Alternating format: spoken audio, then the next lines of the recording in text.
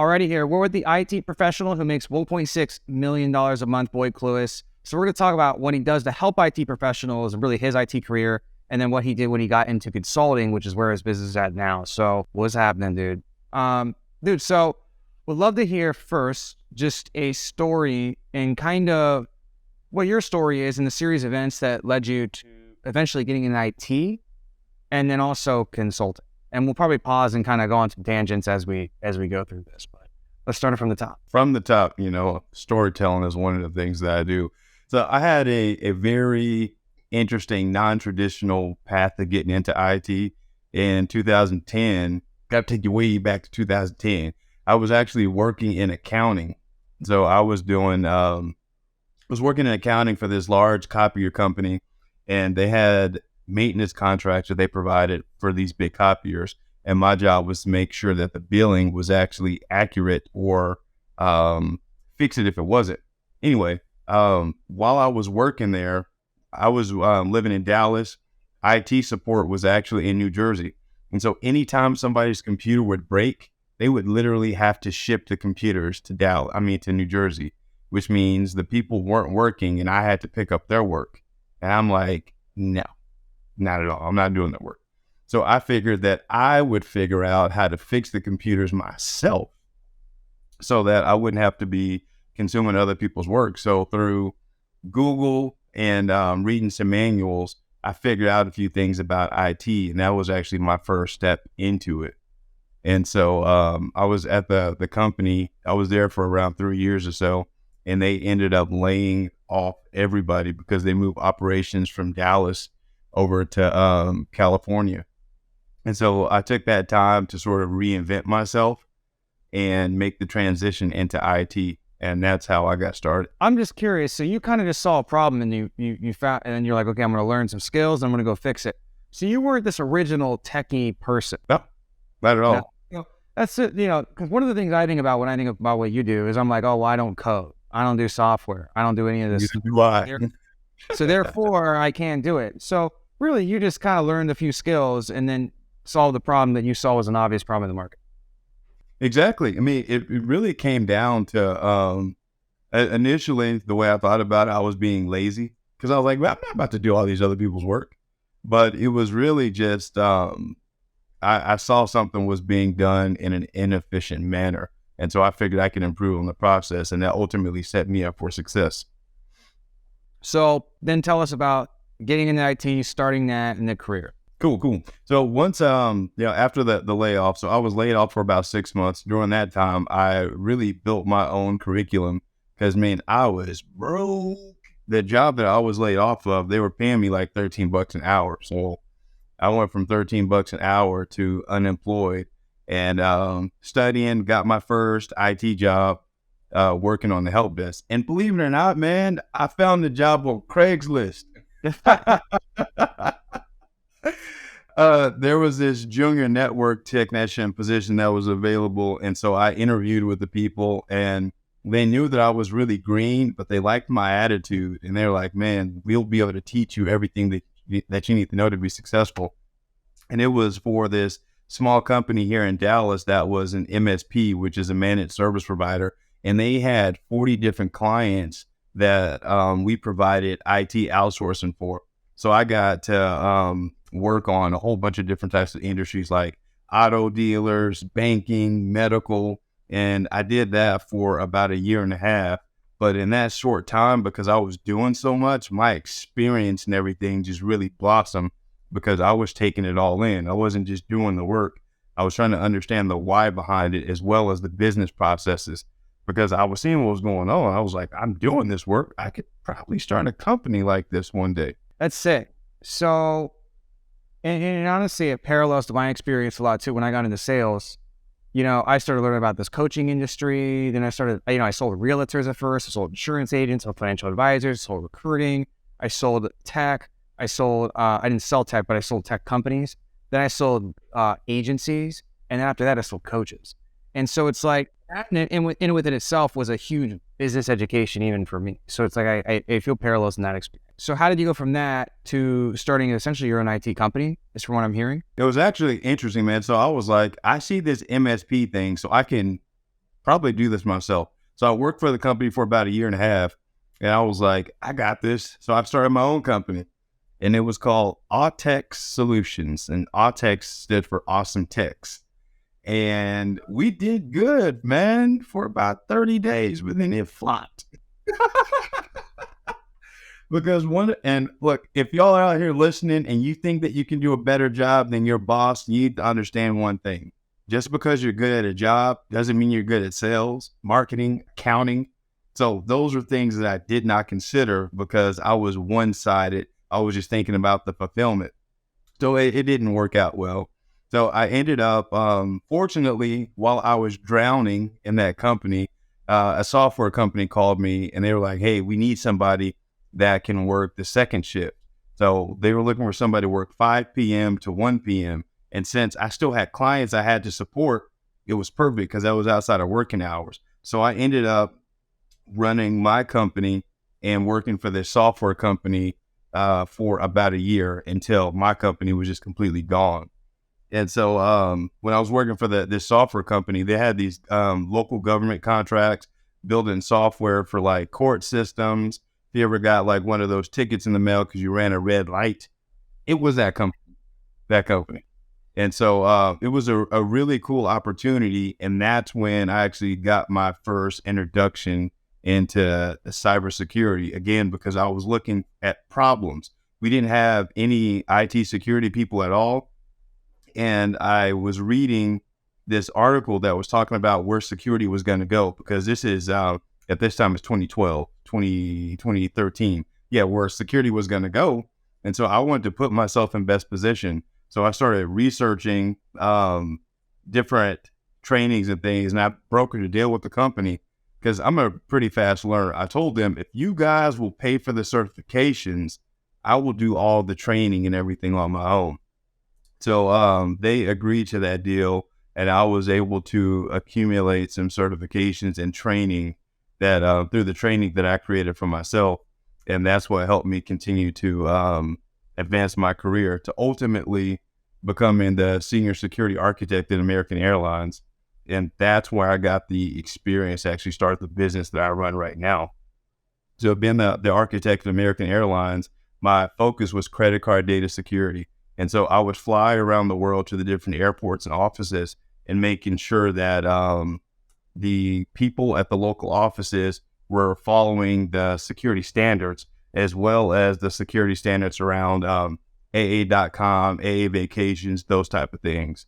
And that experience and the network, the connections that I made from that opportunity, it set me up for life.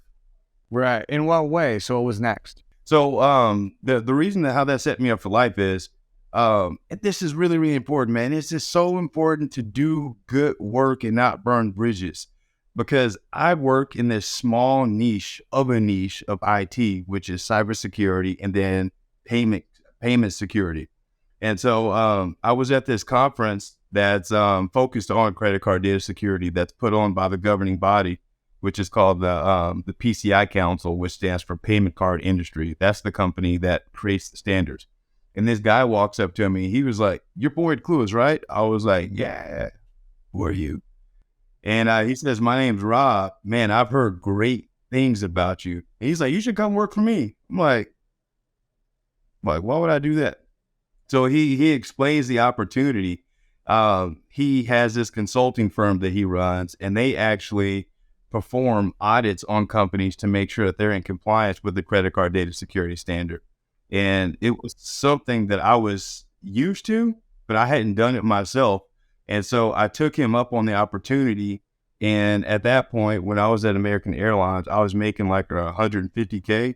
And when they brought me onto the consulting firm, not only did I increase my income, but that gave me the opportunity to increase my network even more.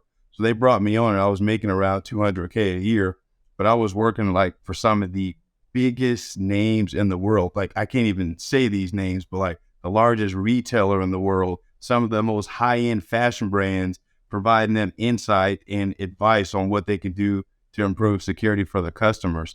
And so my name just continued to grow in the payment security space. Interesting. That's sick. So then at what point did this become your own business, the cybersecurity stuff? So this is where it got interesting. So because companies have to comply with this credit card data security standard, where they'll be fined millions of dollars, right? So you got to think about big retail companies. Like for example, I can name drop because this is public knowledge, but Target had this breach back in 2014. They lost like 40 million credit cards and they got fined somewhere of $300 million because of the breach. And because of that, other companies start catching on like, holy crap, we got to make sure we're compliant or we stand to lose that. So the company I was working at, we were overwhelmed with assessments, man. I was running 6 and 7 assessments at a time and I was managing 5 guys, but I needed 2 more people on the team. So I had these 2 job recs that were paying $150,000 salaries plus bonuses. So it had been, $215K on track earnings. And I could not find a single person qualified to fill the role. And I started having conversations with other people in the industry, to other firms, they were running into the same issue. And so again, I have a history of solving problems. So I was like, if I can't find the people, I'm going to create them. And so that's how I ended up starting the training academy and the consulting firm, because I used the consulting firm as a way to make sure that all of my clients had hands-on experience because they would work with me on the security assessments. Right. So I know we met through Joel Way. So how did you kind of go from where you just left off to eventually the point where you nailed the power offer, as we call it? This right here is funny. So what I did was, while I was still working at the other company as a security consultant, me and my wife, we started Baxtor Clewis Cybersecurity, and I was running that at night. And I realized, man, the internet can be a crazy place, because like I have this non-traditional way to help IT people make more money than they could ever imagine without need certifications or college degrees or anything, by specializing in this payment security framework. And I'm trying to figure out these ads and put this stuff out on the internet, and I am getting trolled like you would not believe.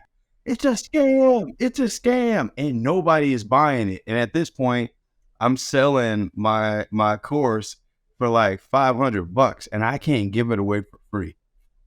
I cannot give it away for free. Nobody believes me. The message is not right. And so I was on Instagram one day and I see this ad. It's like 2x your course for free. And it was Joel Orway. I was like, free? I'm already not making any money. So, we 2x this thing, we'll figure something out. So I went through his free course, and then I actually started getting some traction. And so that's when I decided to actually hire him and his team to completely rewrite my offers, because my offers were not correct. They weren't connecting with the audience, because it was just, I am naturally not a marketer. I'm a sales guy, but not a marketer, right? So once we redid that, the traffic started rolling in, and then I was overwhelmed.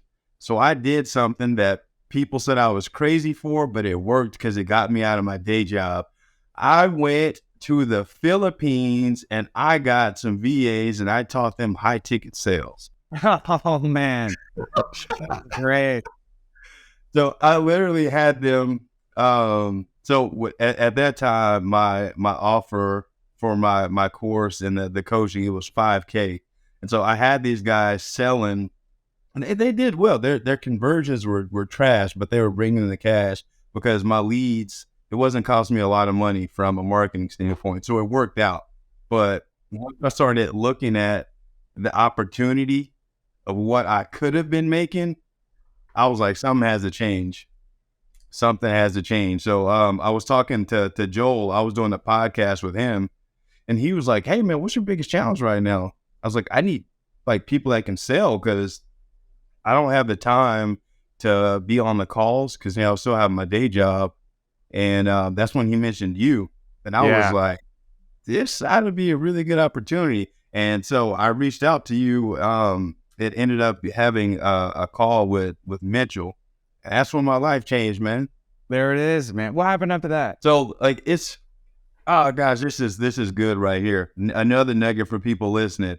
You got to surround yourself with people that are doing better than you, and you can't be intimidated.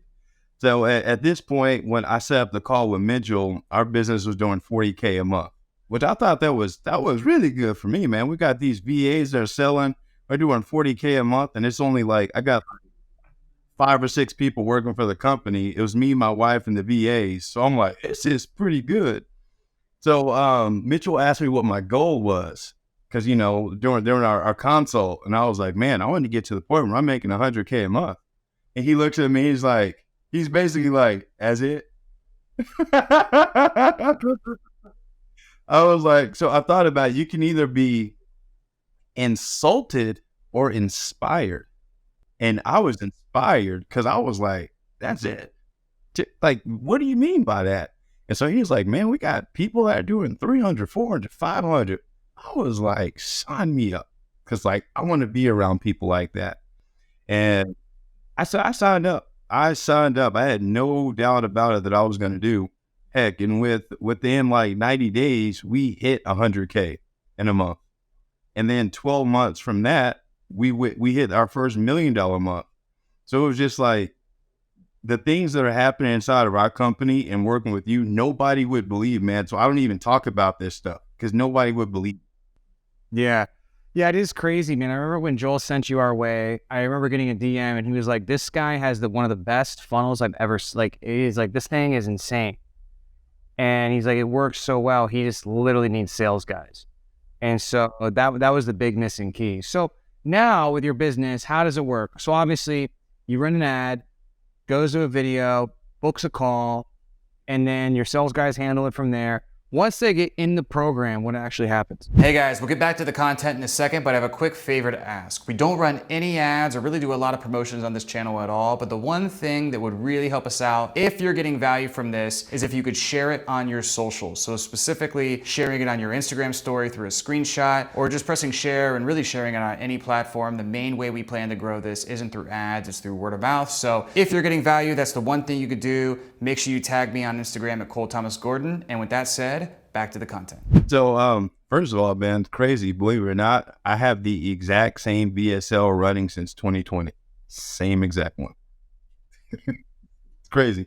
So, on the fulfillment side, what happens is all of our clients, they set up an onboarding call with their success advisor. So all of our clients are given a success advisor that help them map out their milestones that make sure that they actually reach the end of the program. Because graduation and at Baxter Clewis is actually you landing a new role. It's not completing the course, because completion means nothing. And so the way we have it set up, I built out the online training portal, and it's broken out into semesters, if you will. So it's freshman, sophomore, junior, senior, then internship. So our clients move through the learning modules, which we actually start with mindset training. We got a mindset coach. My mindset coach and sales manager is my brother. Next level. Because just like things are happening in my business right now that people wouldn't believe, like my mind had to be challenged and my belief system had to be shifted to even think that I could be making $1 million in a year, let alone $1 million in a month. And so we help IT guys upgrade their jobs and become 6-figure cybersecurity specialists. And some of them have been chasing this 6-figure goal for like years and acquiring every certification possible. And I'm telling them, I can show you that you can get to this 6-figure income in 90 days without any of that. So it takes a huge belief system shift. So we go through the mindset training is what we do actually throughout all of the program, but we start off with something that I trademarked, which is called the authority mindset. So we literally have this process where we take the guys through this transition where they become self-aware of how they've been self-sabotaging themselves their entire life, not just with their career, but with everything. And then we systematically break those beliefs throughout the program while training them on this payment security standard. So we got hands-on exercises where guys are messing with firewalls and credit card databases and all that stuff. And we do a live Q&A call, coaching call with me and my team once a week. We have a live community where, man, the community is live. We got like, I don't know, 800 people in there right now, man, sharing wins, giving inspiration, teaching each other, because you learn by teaching, right? So we have all that going on in there. And once the students complete the online portion of the program, they transition to the internship where they actually work with me and provide security services to the clients of Baxtor Clewis. And the cool thing about what we do is, since they're working with us, they get to use our name as cybersecurity consultant at Baxter Clewis, and we actually verify their employment and give them a job reference when they land a new job. And so one of the things that we do is pretty unique. I created something that's called the reverse application system. So I came up with this this formula, if you will, this framework to use on your resume, LinkedIn, and Dice.com that automatically attracts these high-paying jobs for our clients, and they never have to apply. Never have to apply. So that's one of the main pain points that most of our clients have, is getting these certifications and then submitting hundreds of applications and never hearing anything back. So we actually give them the negotiation power because the companies are like running them down because they got this specialized deal. And so that's how they're able to walk into these positions, getting paid more than other people because they're being sought after. And that's the authority mindset. It's to be in the position to receive that. Like, these people are really after me. I didn't have to apply. It's like, yes. Yeah. Yes. Wait, so how do they, wait, so I get the flips the script, right? How does that work again though? I might have missed it, but like, so how are they setting themselves up to the companies are reaching out to them?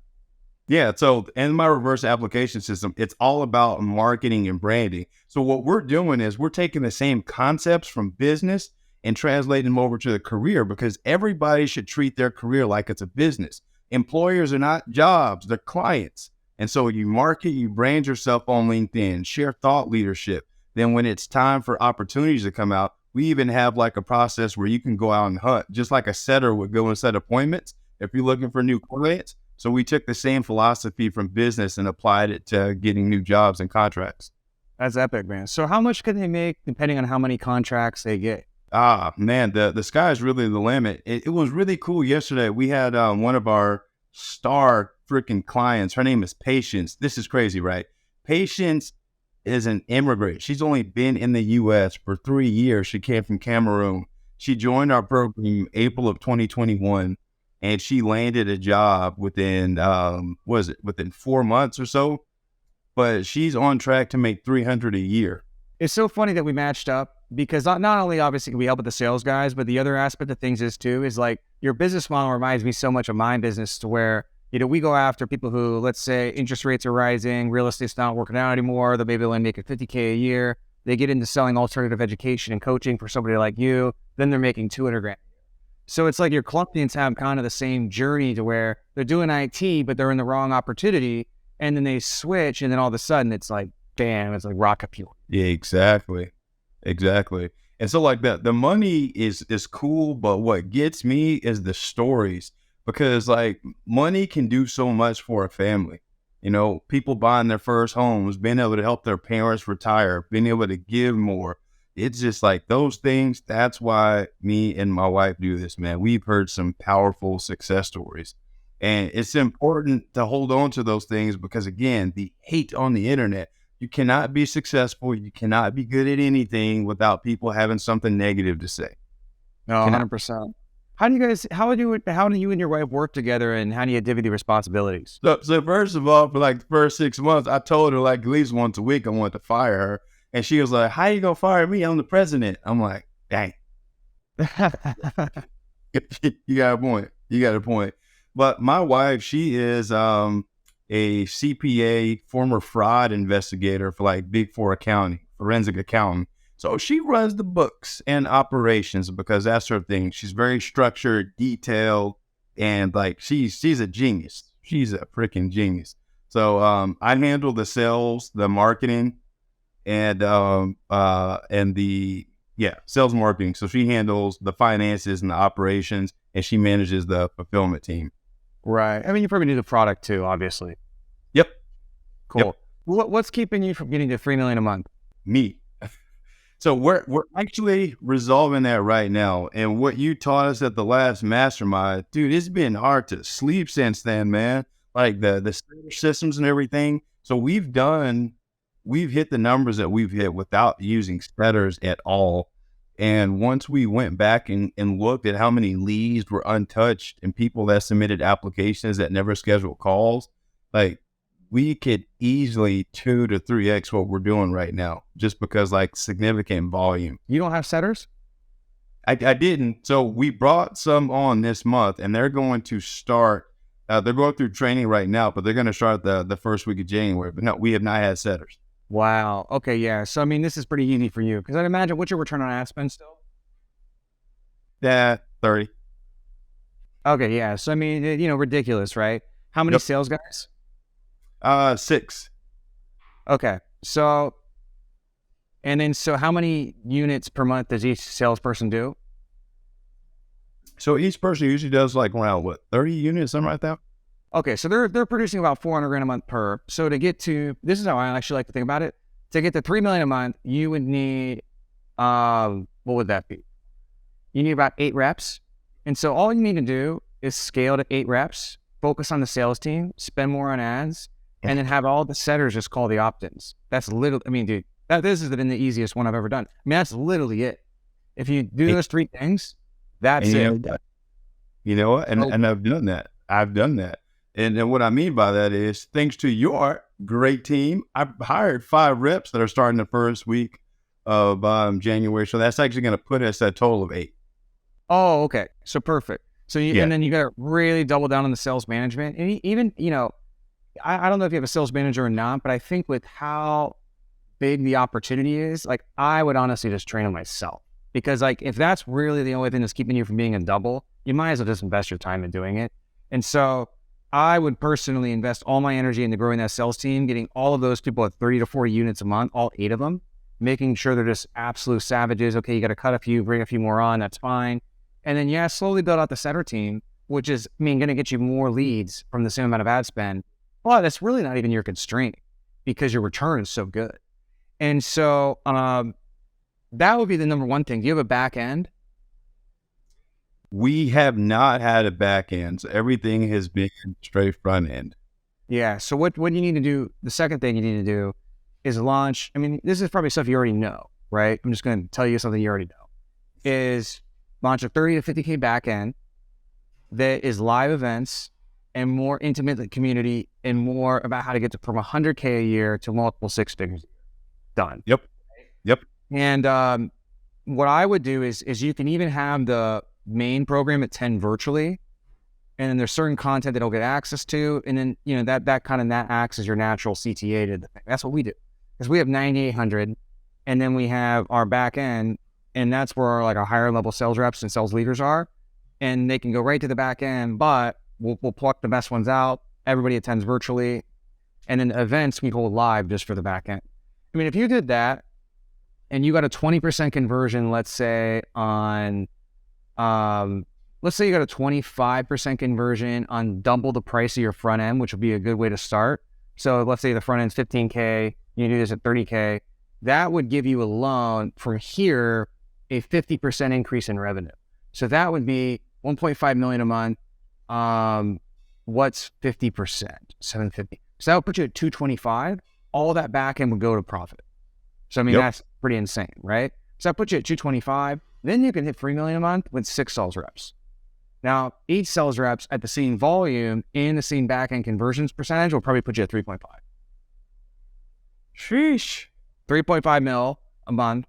And then 8 sales reps, add in the setters, keep the funnel. Don't change anything about the funnel. The funnel's crushing. Just spend more.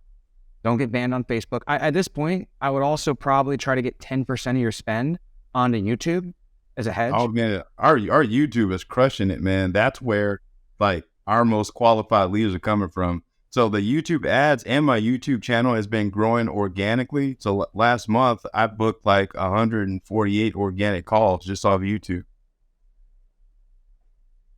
Yeah, but YouTube ads. Yep. Yeah. So Because I thought you said organically. Both.